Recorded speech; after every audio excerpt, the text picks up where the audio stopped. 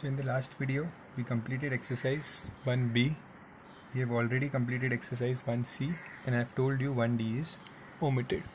So from exercise 1A, there are 5 questions. 1, 2, 3, 4 and 5.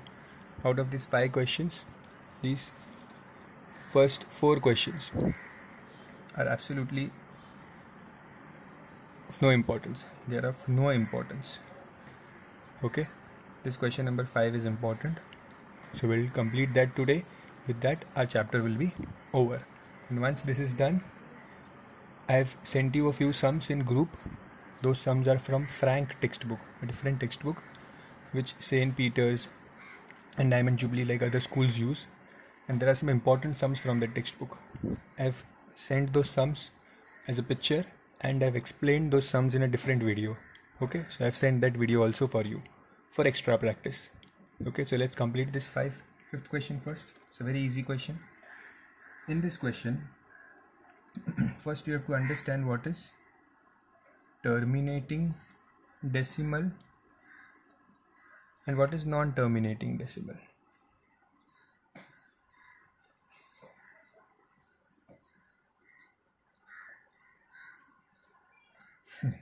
So what is terminating decimal? Terminating decimal means if I have a number 23.42, after the decimal point the number is 42, let's say 3 and stop. There is no other number after that. But non-terminating means what? That for example I have 23.4533333333 continues. You keep on coming. Like for example, if you find the value of 2 upon 3, if you see in calculator, you will get 0.677777 like this.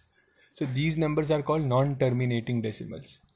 Okay, and these where you have fixed numbers after the decimal point, you have fixed numbers. These are called as terminating decimals. Okay. Now, how to identify whether a number is a terminating decimal or no? So we can do it by dividing the number, but that is a traditional method. There is a short trick about how to identify whether a number is a fraction. In fact, I'm talking about fractions. They'll give you fractions, like for example 7 upon 16. They'll tell me whether this fraction is a terminating decimal or a non-terminating decimal, or mostly they'll ask you to identify terminating decimals. So how to identify? There is a short trick. There is a simple method to it, and that is, see, if a number is a terminating decimal, in the denominator of that fraction, in the denominator, I'm writing down here, in denominator you have powers of 2 or 5 or both. Means what? In the denominator, you have to prime factorize the denominator and see that in the denominator, if there is 2 or there is 5 or there is 2 and 5 both, then it is terminating decimal.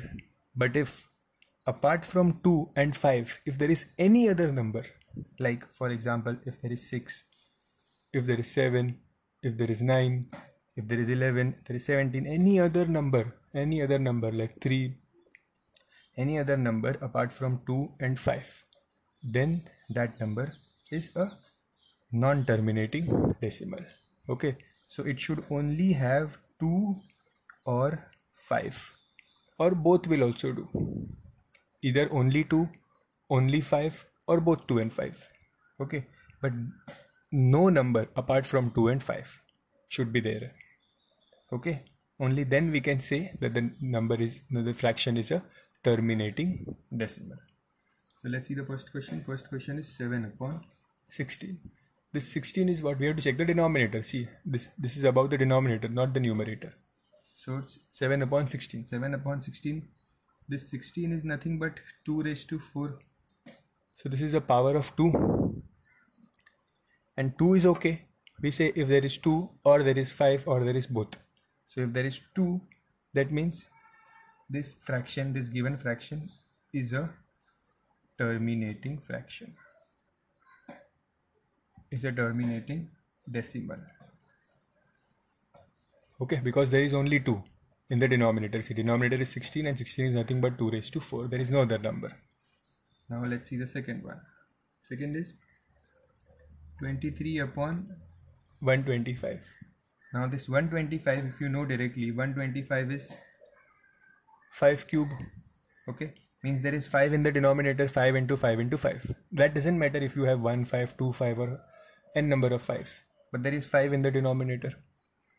And 2 will is okay, 5 is okay, no other number. So 2 is also okay, that means this is also a terminating decimal.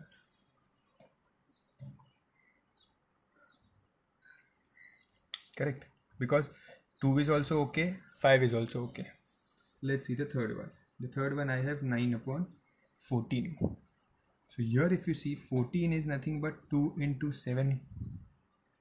2 is okay if I have 2, but I have 7 also here. This 7 is not allowed. Any number apart from 2 and 5 is not allowed. So if there is 7, that means this is not a terminating decimal. We have to check the denominator, and there should be no number apart from 2 and 5 in the denominator. Okay, if there is any number apart from 2 and 5, then this is not a terminating decimal. Simple. Let's see another fourth one. I have 32 upon 45. This 45, if you observe, 45, if I prime factorize it, I'll get 3 into 3 into 5.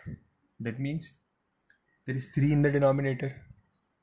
There should be only 2 and 5. There is 3 also. That means this is also not a terminating decimal. Okay. Fifth one. 43 upon 50. I'll split this 50. 50 is nothing but 5 into 5 into 2. So in the denominator I have 5 and I have 2. 5 and 2 are allowed. We should have only 5 and 2, nothing else. Okay, so 5 and 2 are allowed, so that means this is a terminating decimal.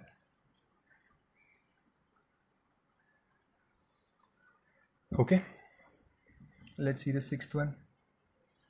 17 upon 40.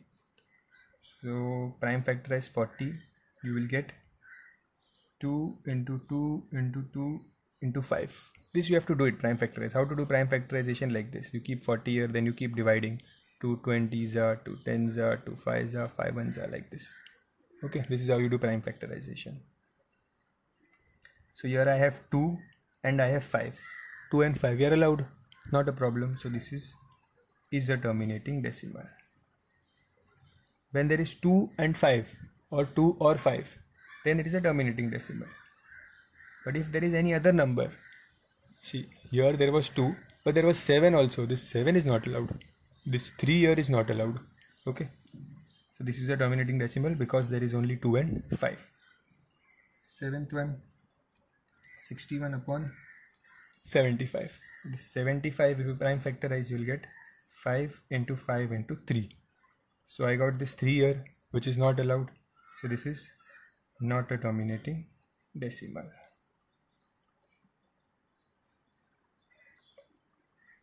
Okay, not a terminating decimal.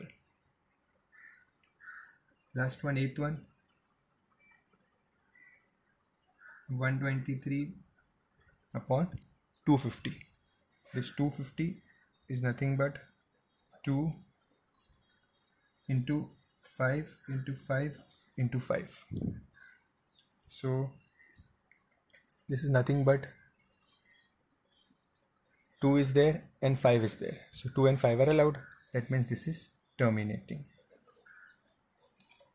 This is a terminating decimal. Okay, I hope you have understood the concept that in the denominator we should have only 2 or only 5, nothing else. If there is any other number apart from 2 and 5, then it is not a terminating decimal. Okay, so with this we complete a rational and irrational chapter. Full chapter is done now. You will have a test also on this chapter. After this video, watch the videos of that extra sums which I give for rational irrational. Okay, thank you.